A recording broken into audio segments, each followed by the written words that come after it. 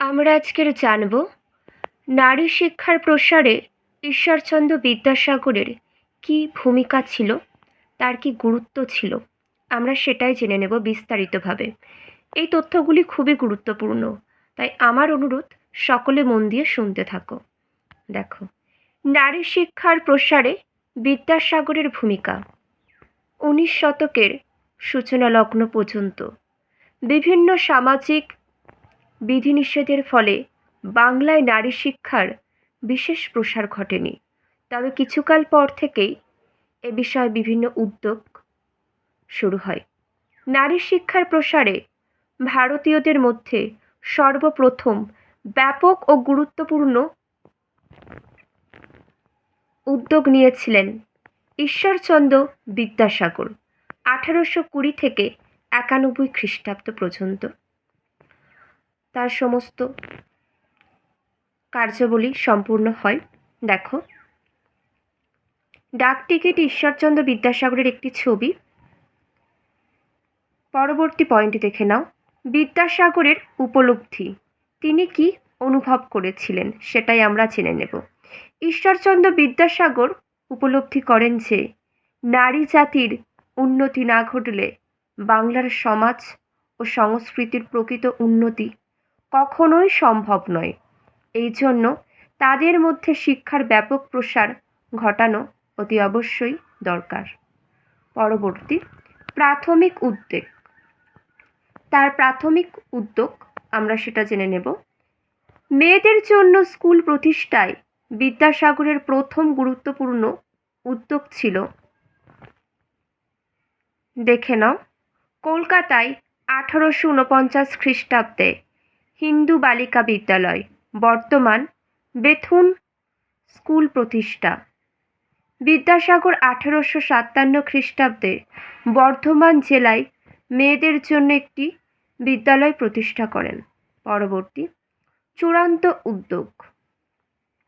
গ্রামাঞ্চলে নারীদের মধ্যে শিক্ষার প্রসারেও বিদ্যাসাগরের গুরুত্বপূর্ণ ভূমিকা নেন। এই উদ্দেশ্যে তিনি বাংলার বিভিন্ন জেলায় স্ত্রী শিক্ষা বিধায়িনী সম্মিলনী প্রতিষ্ঠা করেন। তিনি ব্যক্তিগত উদ্যোগ নিয়ে 1858 খ্রিস্টাব্দের মধ্যে নদিয়া, বর্ধমান, হুগলি ও মেদিনীপুর জেলায় 35টি বালিকা বিদ্যালয় প্রতিষ্ঠা করেন। 35টা বালিকা বিদ্যালয় কিন্তু কম নয়, মনে রাখবে। তিনি 1858 খ্রিস্টাব্দে নদিয়া, বর্ধমান, হুগলি, মেদিনীপুর জেলায় 35টি বালিকা বিদ্যালয় প্রতিষ্ঠা করেন। এগুলিতে 13,000 ছাত্রী পড়াশোনা করত। তার ব্যক্তিগত ব্যয়ে বিদ্যালয়গুলি চলত। একটা মানুষ কতটা উদার হলে তার নিজস্ব টাকা পয়সা দিয়ে এভাবে বিদ্যালয় চালাতে পারত। তোমরা একবার ভাবো, কল্পনা করো। এখনকার দিনে এরকম মানুষ কিন্তু দুর্লভ, সন্ধানই পাওয়া যায় না। দেখে নাও, বিশেষ উদ্যোগ। বিদ্যাসাগর পরবর্তীকালে বিভিন্ন স্থানে আরও কয়েকটি বালিকা বিদ্যালয় প্রতিষ্ঠা করেন।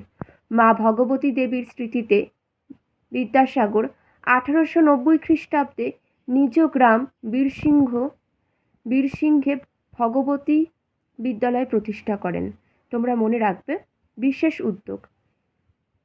বিদ্যাসাগর পরবর্তীকালে বিভিন্ন স্থানে আরও কয়েকটি বালিকা বিদ্যালয় প্রতিষ্ঠা করেন। মা ভগবতী দেবীর স্মৃতিতে বিদ্যাসাগর 1890 খ্রিস্টাব্দে নিজ গ্রাম বীরসিংহে ভগবতী বিদ্যালয় প্রতিষ্ঠা করেন। দেখে নাও, উপসংহার। নারী শিক্ষার প্রসার ঘটিয়ে তাদের শৃঙ্খল মোচনী হয়ে উঠেছিল বিদ্যাসাগরের জীবনের ব্রত। তাই দেখা যায় যে জীবনের শেষ প্রান্তে পৌঁছেও তিনি নারী শিক্ষার প্রয়াস থেকে সরে আসেনি। এই তথ্যগুলো খুবই গুরুত্বপূর্ণ, সেই জন্যই আজ তোমাদের কাছে তুলে ধরলাম। এমন গুরুত্বপূর্ণ তথ্যের সাথে যুক্ত থাকবার জন্য অবশ্যই সকলে পাশে থেকো, সাথে থেকো।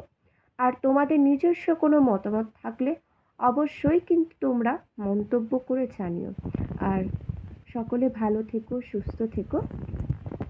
আজকের মতন এতটুকুই। তাহলে চলো।